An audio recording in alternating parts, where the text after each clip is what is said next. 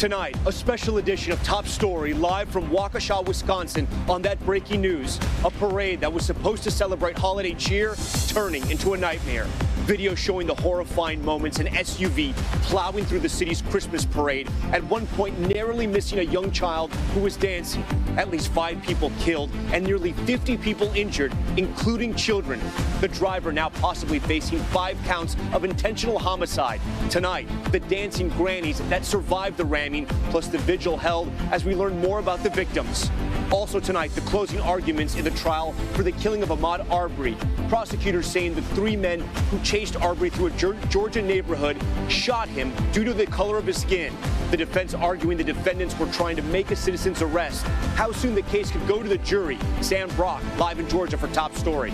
Plus, Thanksgiving travel rush. Massive lines already seen at airports across the country as airlines prepare for a record number of travelers ahead of the holiday. But severe weather is causing delays from Florida to the Northeast. And at the nation's busiest airport, a gun scare causing mass panic.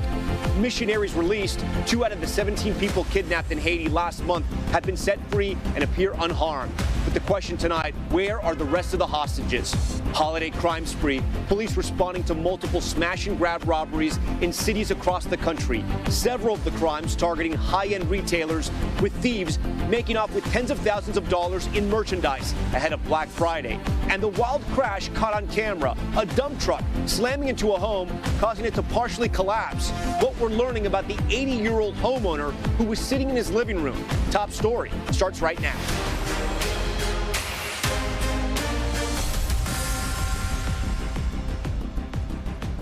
Hey, good evening. I'm Tom Llamas. We begin Top Story tonight live from Waukesha, Wisconsin, as we learn chilling new details about last night's deadly parade rampage. It actually happened right behind me here on Main Street. This is one of the impact points. A children's dance troupe was right here when that red SUV came right through.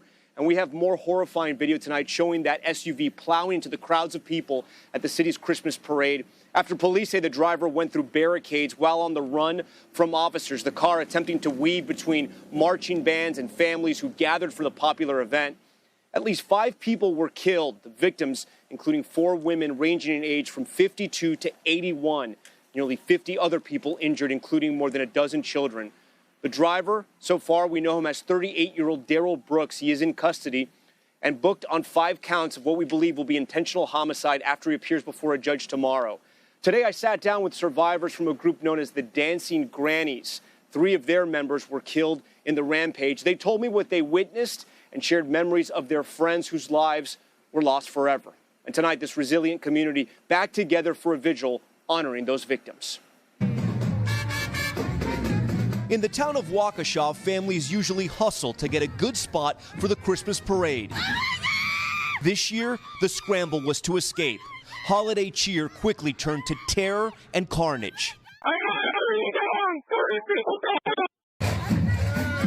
It was just after 4:30 on Sunday when this red SUV plowed through barricades on Waukesha's Main Street, barreling into marchers and families in the crowd. Here you can see the vehicle just missing a little girl dancing on the parade route. People started screaming. James Touchstone describes the moment he says he saw evil up close. He was shooting this video of his daughter's high school marching band when you can see the SUV suddenly swerve. He was just plowing through people? Yeah, he was no brake lights, no stopping, just plowing through people. As the bands played their last notes, police cruisers were already racing down Main Street.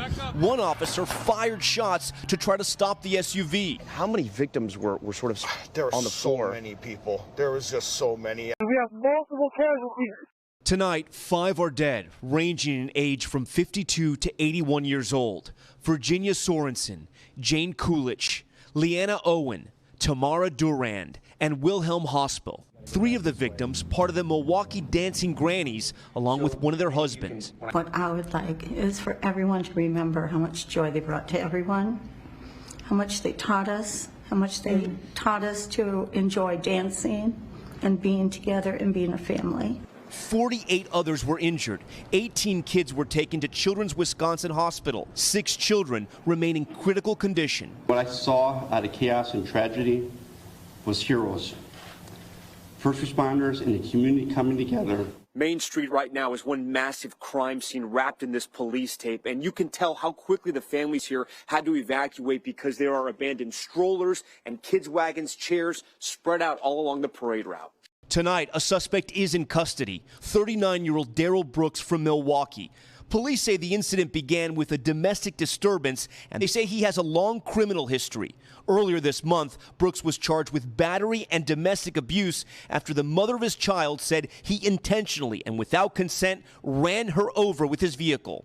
He was released from jail just 11 days ago after posting a $1,000 bail, according to the Milwaukee District Attorney, who today called that inappropriately low, considering Brooks's criminal history. Tonight, the holiday parade, a 60-year-old tradition, will now forever be remembered for all the wrong reasons. All right, joining me now here in Waukesha is Carson Kubsch. She attended the parade with her family, including her 9-year-old daughter, Cammie. Carson, first off, thank you so much for joining me. I know this is really a tough time. First of all, how are you and your daughter doing? We're definitely shooken up, traumatized. It was a tough night. For sure. What do you remember? What can you remember? I remember, well, enjoying the parade, and then a man in a red SUV came through, and I remember thinking it was like it wasn't real, and seeing someone on the hood of his car just fly off. You're seeing people get hit. Oh, yeah. 3 at least. And you have your daughter there. I mean, my first reaction was to grab her, of course, and just get somewhere safe. And I could just hear people screaming and people were running. And could you process what was happening, that somebody had sort of invaded this parade and was now literally killing people? No, at first I was thinking, maybe he took a wrong turn, or, just so many things, trying to put sense to it. And then when, once you actually kind of process it, realizing he wasn't stopping and just kept going and seeing people. And people are incredibly nice in this community. Everyone has welcomed us, even though this is a very dark day for Waukesha. I know this parade was so important to the community. You come here with your daughter, you're going to kick off the holidays, and now this happens. I mean, what's going through your head today? Yeah, well, I grew up going to this parade as a kid. I grew up here in Waukesha. Like you said, it is such a great town. A very close-knit group here, and just to see people in so much anguish and, feeling, so many emotions. And the children, all the children that were hurt. Yeah, it is really, it's devastating. Yeah, it's sad, and, I feel for those families. There was a vigil tonight. What do you think happens here in Waukesha going forward? I hope that we can all come together and recover from this. I know we can. We're a great, tough community, but, I just really hope that I can be, voice for people out there. And I know so many people are going through the same emotional roller coaster that I am. And so many people, moms, parents, grandparents. Have you been able to talk to your daughter, explain to her what she witnessed? Mm-hmm. I mean, are you hoping she doesn't remember? She definitely will remember. But, I just reassure her that not everyone is that way. That there's only a small amount of people that have such hate in their heart, or, whatever the case is, that it's not a normal thing for that to happen. And, it's going to take a while, but, I'm doing everything I can, and I'm sure just like, a lot of other parents are doing the same thing. Okay. Carson Kubsch, thank you so much for sharing that story of you and your daughter, Cammie. I know it's an incredibly tough night tonight, but we thank you for your time. Thank you. Yeah, and we'll have much more from Waukesha throughout this broadcast. We want to turn now to the Ahmaud Arbery murder trial. The jury heard closing arguments today, and the much-anticipated final decision could come in a matter of days or even hours. NBC Sam Brock is there. Tonight, two versions of a fatal sequence mostly captured on camera involving 25-year-old Ahmaud Arbery and the three men charged with his murder. Their decision to attack Ahmaud Arbery in their driveways because he was a black man running down the street. He could have a gun, and he definitely has fists. Arbery was spotted on surveillance video several times walking through a home under construction, but never observed committing any crime by Travis McMichael, Gregory McMichael, or Roddy Bryan, according to the prosecution. The shooter, Travis McMichael, claiming self-defense. I shot.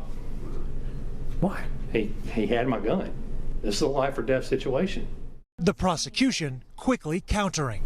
Then they shot and killed him, not because he was a threat to them, but because he wouldn't stop and talk to them.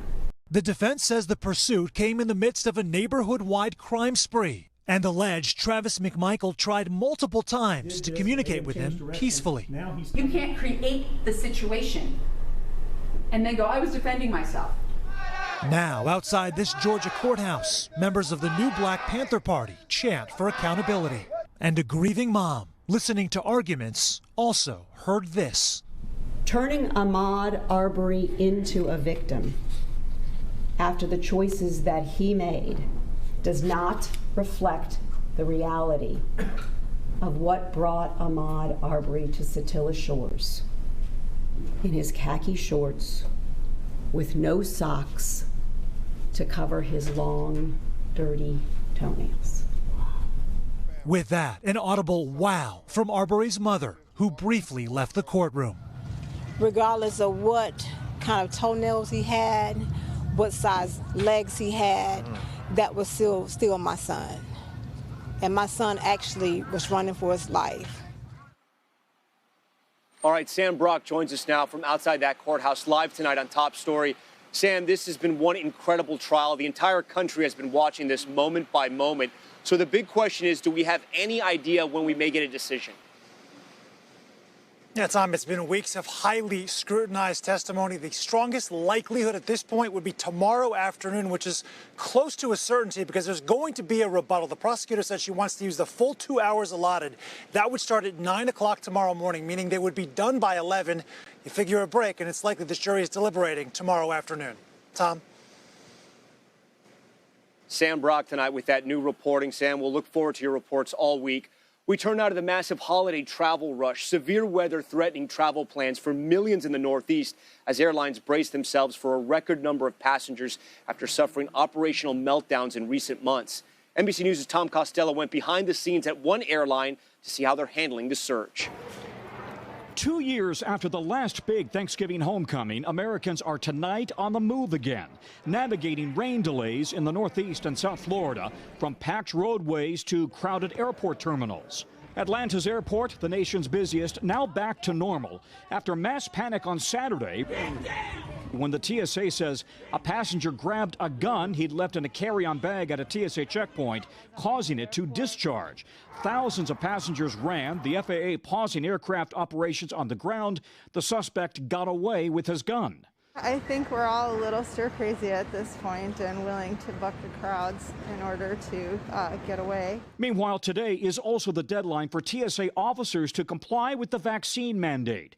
The agency says 93% of its officers are vaccinated or have requested exemptions and screened a pandemic record 2.2 million people on Friday, nearly as many on Sunday. Good afternoon and welcome to United Flight. At Chicago O'Hare, United Airlines is in the thick of it. To see their operations firsthand, we're getting access to something most people never get to see in person.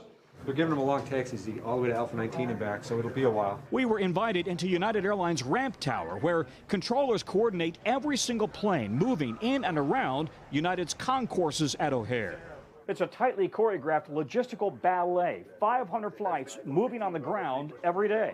SkyWest 5415, Bravo 3, push proof down north. This is United's biggest hub, While other airlines have struggled with staffing in recent months, canceling thousands of flights, United insists it is staffed up with 99% of employees vaccinated. We have our staff on the property, and one of the key things that we did throughout the pandemic is we didn't furlough any pilots. That's allowed United to bounce back quickly from the pandemic as passenger traffic rebounded.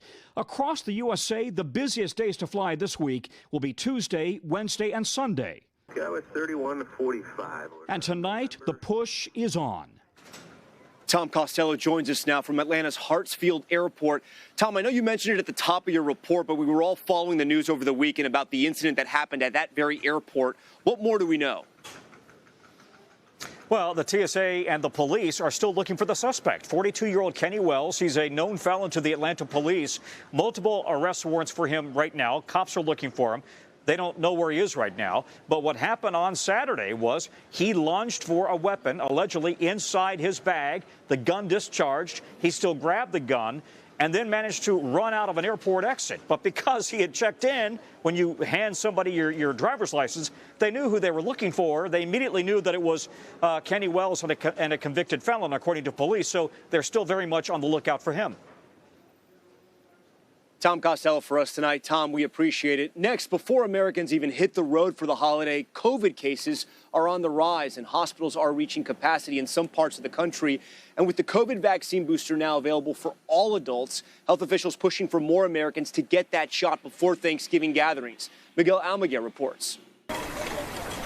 Tonight, the warning signs are clear in pockets of the country. A crushing new wave of COVID cases is already eclipsing last winter's deadly surge. As the U.S. closes in on 100,000 new cases a day, more than half the nation is now recording a rise in new infections. We're far over capacity and really working hard to care for all these people. In parts of the Midwest, the Department of Defense is sending medical teams to relieve exhausted frontline workers. What do you anticipate in the weeks and months ahead?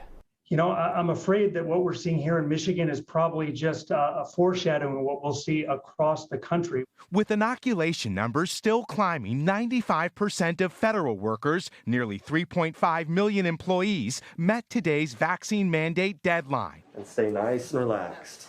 But the majority of new shots into arms are boosters, not new vaccinations. Infections among the unvaccinated continue to drive this pandemic, hospitalizations, and deaths. Even with COVID cases climbing 32% among children, it's not fear but holiday cheer most families are thinking of.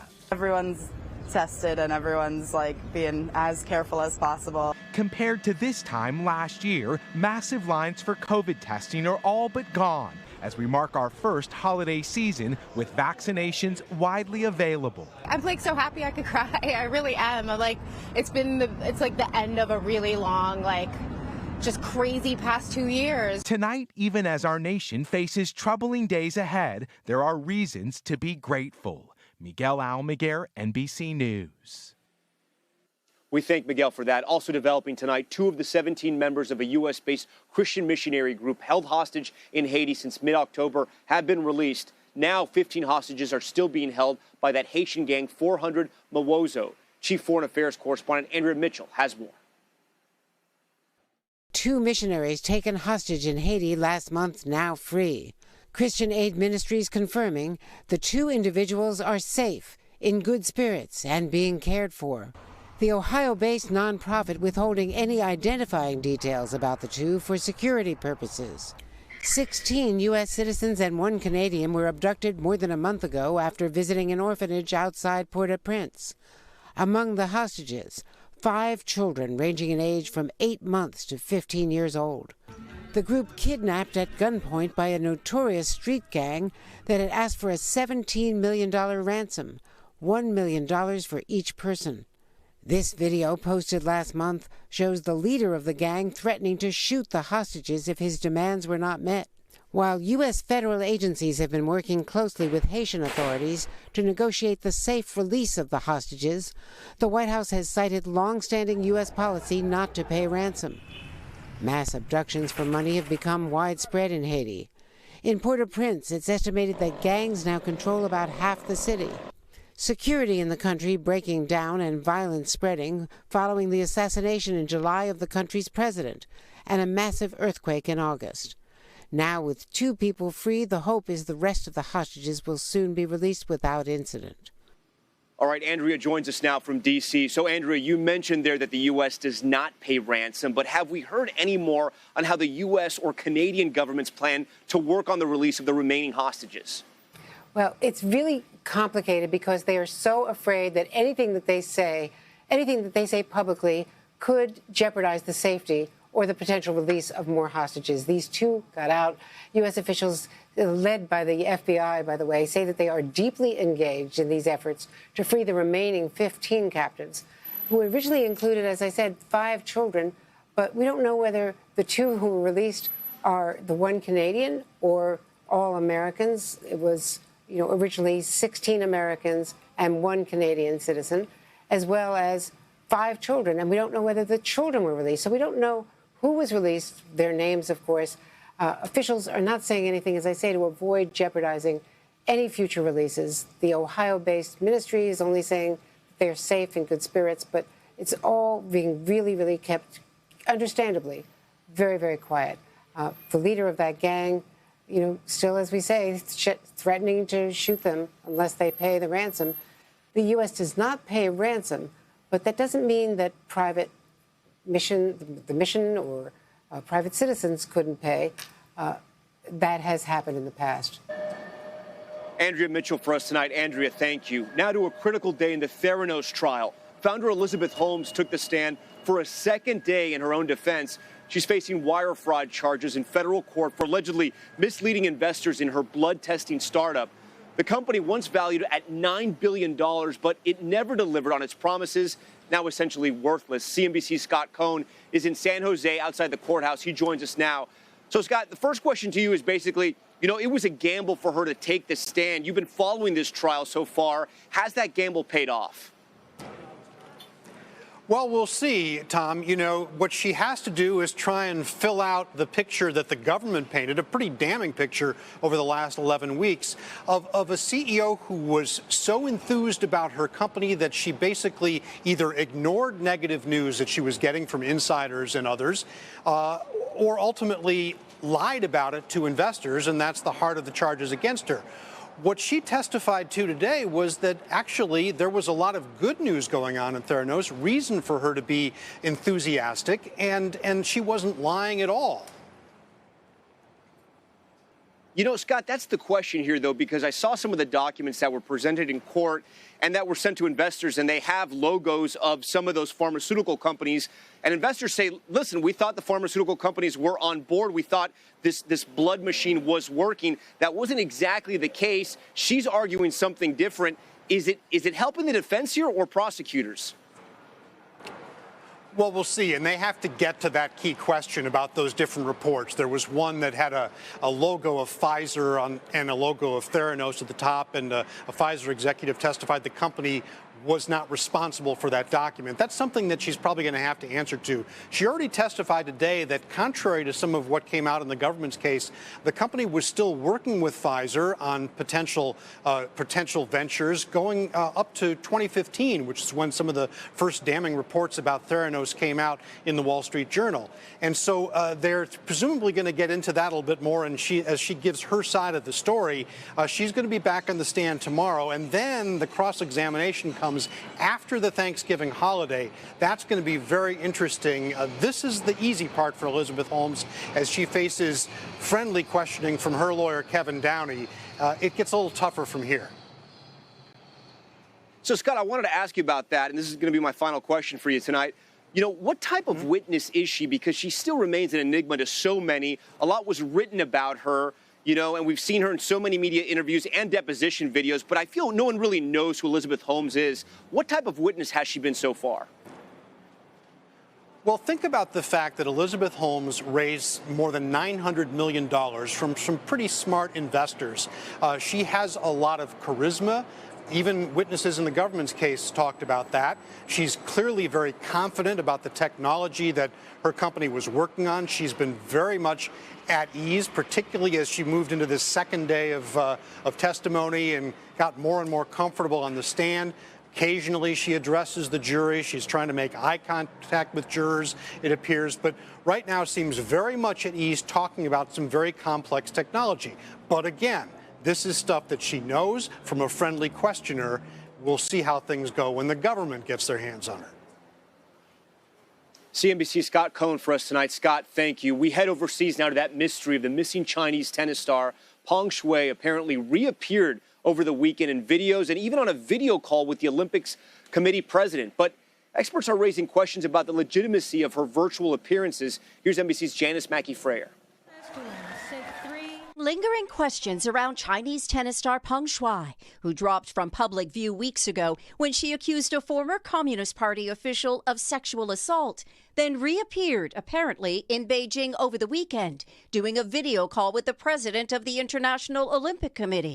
The IOC saying Peng told Thomas Bach that she is, quote, safe and well, but would like to have her privacy respected at this time.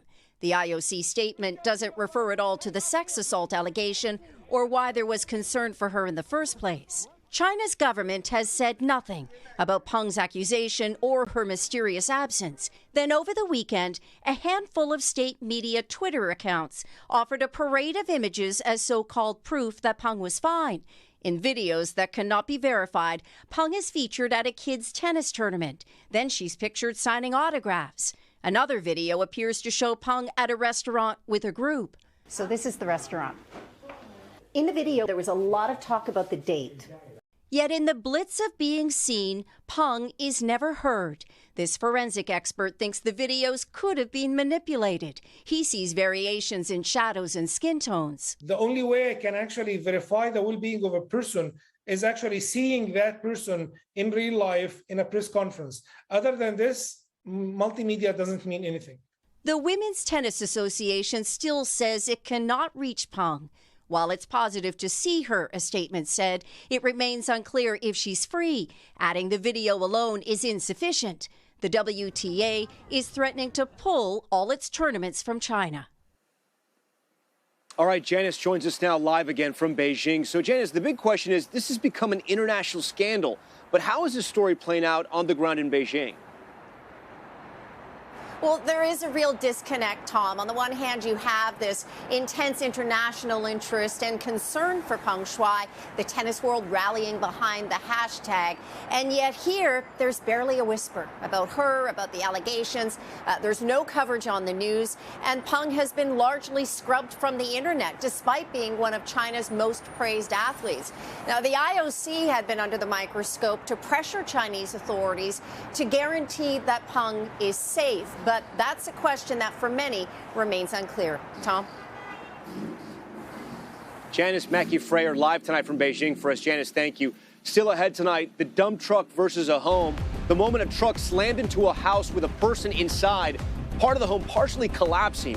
What happened moments before the crash. Plus, a horrifying story out of Philadelphia. A pregnant woman gunned down right after her baby shower as the city records a shocking number of homicides.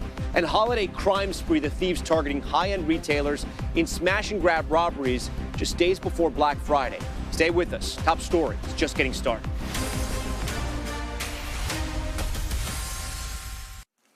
Back now with disturbing developments in Philadelphia. Multiple murder victims since Friday afternoon, including a mother of twins and a pregnant woman returning home from her baby shower. Philly already about to eclipse the total number of homicides they saw all of last year, approaching 500. NBC News correspondent Vaughn Hilliard has more. Tonight, the city of Philadelphia reckoning with the murder of a pregnant woman. Yet another devastating homicide, one of now nearly 500 in the city this year. I heard like 9 shots. Boom, boom, boom, boom, boom, boom, boom. On Saturday night, a 32-year-old woman, Jessica Covington, murdered just after her baby shower. Covington, 7 months pregnant. It's just horrific what happened. This is a horrific murder, and I hope, someone finds whoever did this. Covington, police say, had returned home and was taking gifts out of the back of her car, just steps from her front door, when shots rang out at about 8:30 p.m.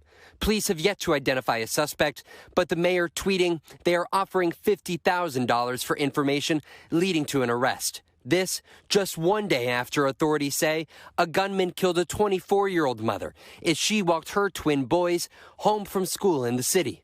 Sykia Patton murdered in the streets. I'm suffering today. I lost my daughter because of senseless gun violence. A vigil held in her honor, but no arrests made yet. While the U.S. has endured a moderate increase in homicides over the last decade, especially during the pandemic, Philly's increase in killings is staggering. In 2021, the number more than doubled the city's total in 2013. Is this more so a policy issue or a societal issue? I think what the pandemic did in certain communities is that it exacerbated issues that were already there. Poverty, lack of jobs, and lack of social support. This year's list of killings is now long. 2 weeks ago, an alleged homicide at Philadelphia's iconic Love Park. A 29-year-old man shot multiple times. And 2 months ago, a man beaten to death outside of the famous longtime Philly cheesesteak establishment, Pat's. Philadelphia District Attorney Larry Krasner, a focus in the city, implementing more progressive, less harsh policies. We talk about the violence in the city, is that the DA's office has dropped the ball. But he still won a second term handily earlier this month. The city's prison population down by 40% since the summer of 2015. Today at a press conference. We believe reform and safety go together. Then you are able to use those resources in ways that are protective for treatment, for prevention, for things that really, truly make a difference. Gun violence in the city, this has to stop. They're killing women and children every day here in the city. There's no respect and there's no love for nobody no more. We can't live like this. As a people, we have to do better. When you're looking at the history of Philadelphia, the most recorded homicides ever, 500 in the year 1990. At this unfortunate rate, by year's end, that number will be well surpassed here in the year of 2021. Tonight in Philadelphia, the vigil for Jessica Covington and her unborn child. Tom? All right, Vaughn Hilliard for us tonight. Vaughn, thank you. When we come back, officers indicted on murder charges. The arrest warrants tonight for 5 Georgia officers after the 2019 death of a 24-year-old man who was tased and held down by police. And the January 6th investigation, the latest round of subpoenas just issued for 5 allies of former President Trump. Stay with us.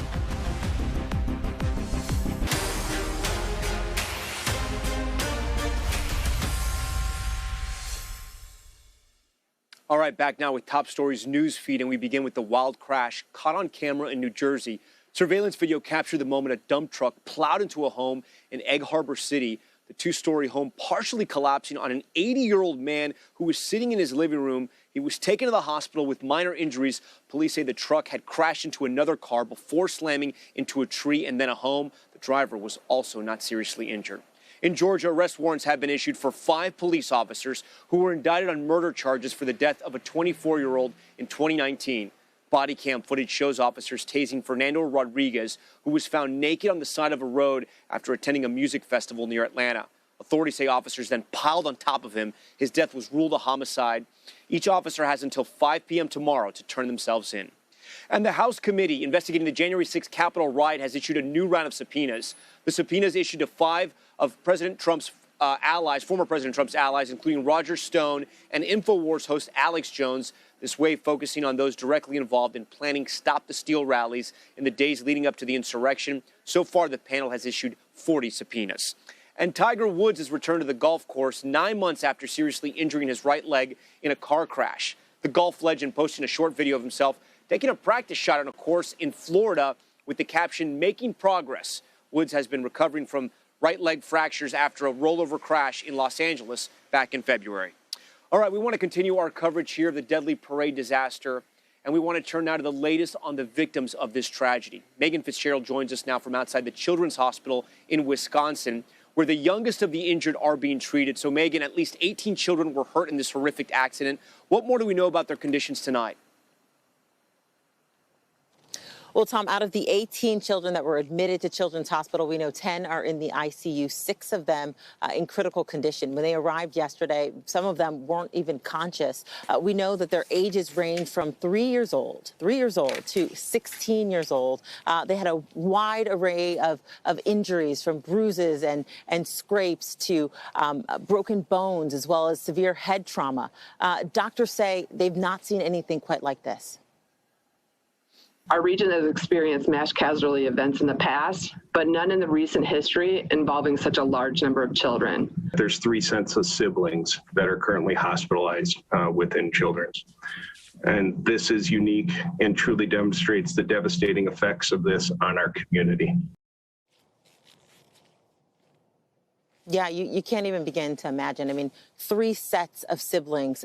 Doctors and nurses there certainly feel the magnitude of this, just how unbearable this grief is for this community, certainly for the families, which is why they have made mental health services available, and they're really pushing and encouraging family members and victims to take advantage of this to try and get through this incredibly difficult and scary time. As we know tonight, there are still several kids in the ICU, Tom.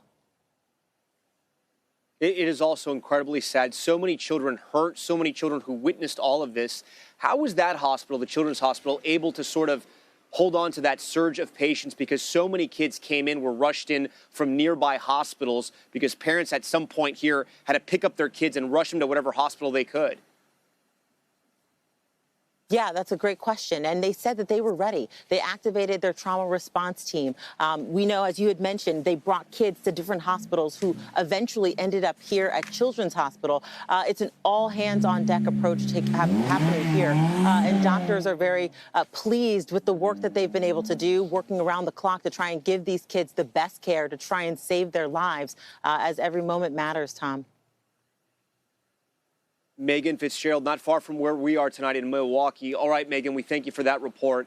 We want to transition now. Black Friday is just around the corner, but some high-end shops are already being swarmed by shoplifting mobs. You may have seen these images over the weekend. In some cases, people rushing into stores, overwhelming security, and grabbing whatever they can. Steve Patterson has the latest. This holiday season, a cloud of fear hanging over the Bay Area after consecutive nights of broken glass and stolen goods haunts some of the area's most posh shopping districts. Get on the sidewalk. The spree started Friday night in San Francisco's Union Square. A swarm of vandals and looters targeted high-end stores like Louis Vuitton, Fendi, and Hermes. Witnesses posted videos of bag-toting thieves fanning out from caved-in windows. Police flooded in, attempting to pick off perpetrators as they fled. One video shows officers bashing in a car, then making an arrest after dragging a man from the vehicle. In all, 9 stores were hit. Police say at least 8 people arrested so far, with several weapons and thousands of dollars in merchandise recovered. This was not unplanned. Their plan was to overwhelm us. Their plan was hoping that we wouldn't be here, but we were. The next night, a massive flash mob surged through this Nordstrom's in nearby Walnut Creek. Law enforcement officials calling the attack well organized. I saw people running down the street. I probably saw 50 to 80 people in like ski masks, crowbars, like a bunch of weapons. Police closing in as thieves rushed with high-priced goods to waiting getaway cars. Some stopped by officers with guns drawn. On Sunday, Walnut Creek police hinted at more coordination, saying they were actively monitoring intelligence that indicates a group of thieves who stole from the Broadway Plaza Nordstrom last night are considering similar activity later today. It was sporadic. They had lookouts. There were signals. We've seen it go in spurts. And then we'd make arrests, and then we'd see it die down, and then we'd see it pop back up again. Later that night, more chaos. This time, a group of about 30 thieves and looters struck at the Southland Mall in Hayward. We can't continue to allow people to freely flow in and out of this city, commit these acts, and get away with it. Tonight, shopping districts across the country on high alert after similar incidents broke out, including another smash and grab on Rodeo Drive in Beverly Hills, and this stunning video from a Louis Vuitton in suburban Chicago, showing masked thieves bursting into the store in broad daylight, swiping merchandise and running away. Police say at least 14 suspects escaped in 3 separate vehicles. A holiday crime spree hitting stores at the height of their most important season. They have been armed, so the idea that anybody should be a hero over a $1,000 high-fashion bag doesn't make sense at all. All right, Steve Patterson joins us now live from Los Angeles. So, Steve, it's sort of hard to believe that all these smash and grabs are happening by coincidence. Do police believe they're coordinating through social media or some other means? So a quick update first, Tom. 3 people arrested so far in that massive Walnut Creek smash and grab, one facing a weapons charge. Law enforcement officials do tell us that the incident in the Union Square robbery may be related, and they may be also related to gang activity, but they have yet to put out any official statements at this point. Tom? All right, Steve Patterson for us tonight. Steve, thank you. Now to top stories global watching. We begin with the violent clashes in Belgium over the country's COVID-19 restrictions. Video shows police using water cannons and tear gas after tens of thousands of people gathered in Brussels on Sunday. The country has reinforced COVID-19 restrictions following the latest spike in cases across Europe. 3 officers and 1 protester were injured. Dozens of people were detained. To South America, where Chile's presidential election will go into a second round. Far-right candidate Jose Antonio Cast will face far-left candidate Gabriel Boric in a runoff race on December 19th. None of the 7 candidates managed to secure the necessary 50% needed to win outright yesterday. And in Venezuela, President Maduro's socialist ruling party claimed sweeping victories in thousands of local and state elections. It was the first time in 4 years the elections included the U.S.-backed opposition movement, but critics say it was rigged from the start. Only 41% of eligible voters cast ballots, the lowest voter turnout there in 2 decades. All right, back to Europe. A far-right TV personality is being called the French Donald Trump ahead of the French presidential election set for next spring. Eric Zemmour is surging in the polls before even declaring his candidacy. NBC News foreign correspondent Matt Bradley spoke with him and has the story. He's been called racist, sexist, and anti-Semitic. He's also been called the French Donald Trump. And it's a comparison Eric Zemmour seems to savor as he prepares to run for France's presidency next year. I was very impressed by Trump's campaign in 2016. I appreciated as a connoisseur the technique that Donald Trump has with the media, to not accept the rhetoric that the media imposes. Zemmour has never won an election nor held public office. Instead, he made his mark as a television pundit, railing each night against France's woke political elites, the immigrants he says are destroying French civilization, and recalling a time when France was great and how it could be made great again. He doesn't turn around the words, he say the words. That can be shocking because we're not used to that in our time, where everything has to be nice and cool and not bullying anybody. The rhetoric seems to be working. His show is watched by millions. His books are bestsellers. And he's surging in the polls before he's even declared his candidacy. This might look like a campaign rally, but officially, it's a book signing. France has always had a far right, but with Zemmour, it's going mainstream. Zemmour is far from universally loved. Just last month, the protest against his visit to the western city of Nantes turned violent. But his popularity has surged past old far-right stalwarts like Marine Le Pen, and he's even more extreme. Zemmour has been convicted for inciting racial hatred. He's defended France's Nazi collaborationist Vichy regime, called migrants thieves, killers, and rapists, and even promised to outlaw giving French children Muslim names. And yet Zemmour himself is the child of North African Jewish immigrants, an irony not lost on many Jewish leaders. What he said concerning Jews is less important as to what he says about Muslims. In speaking of Muslims, he speaks like Hitler. He has a beastly vision of society, and what he says is either them or us.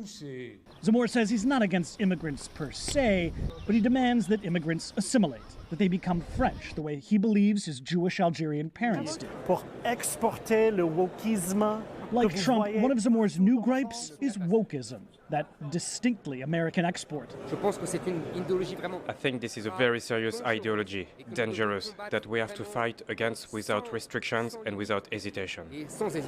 But he's the first to acknowledge the limits to his likeness to Trump, Zemmour styles himself an intellectual. He writes his own books, some of them scholarly works on French history.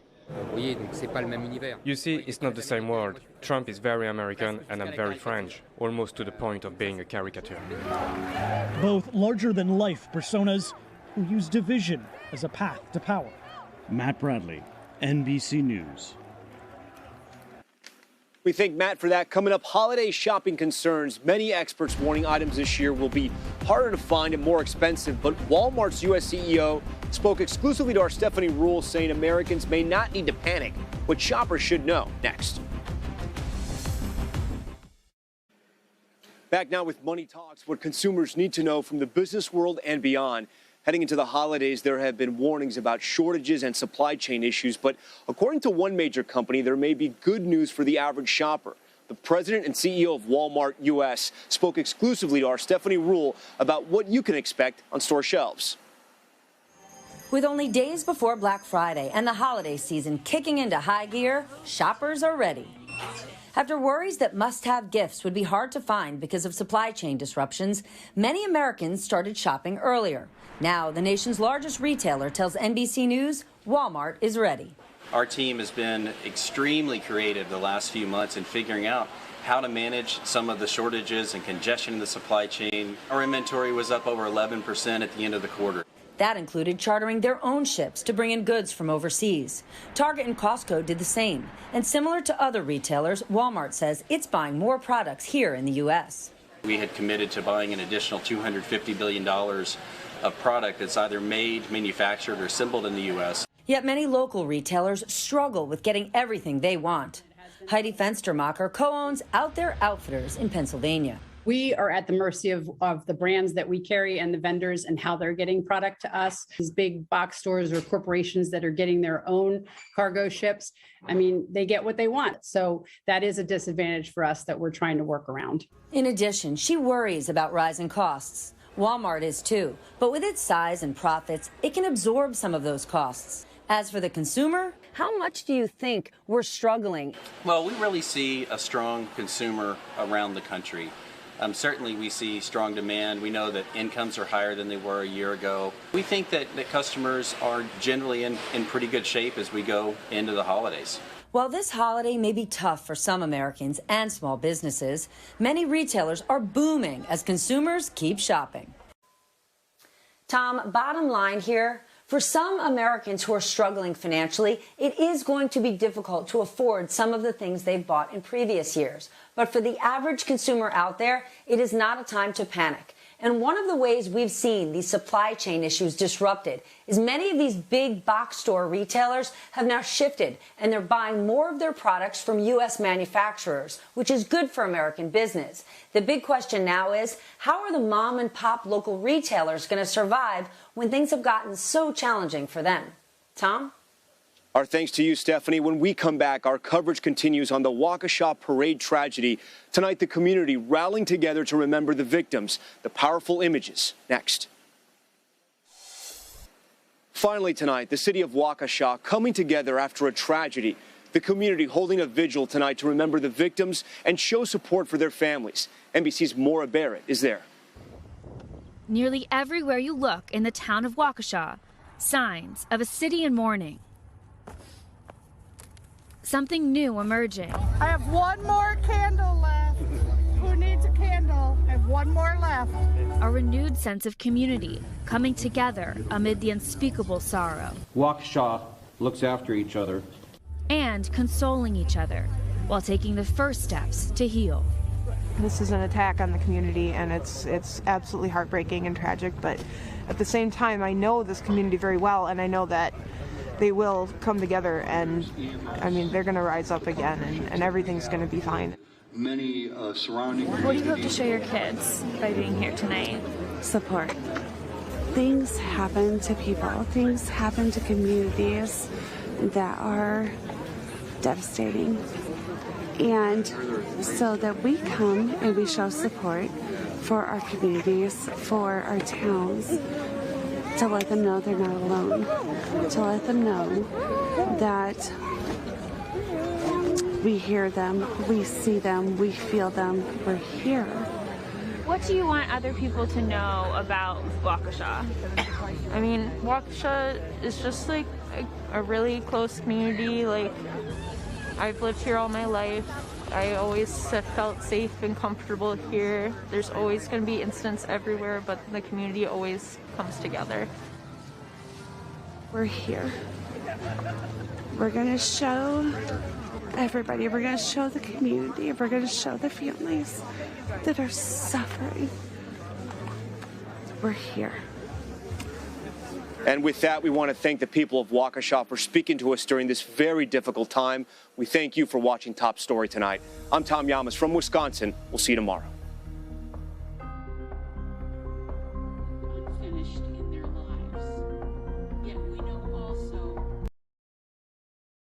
Thanks for watching our YouTube channel. Follow today's top stories and breaking news by downloading the NBC News app.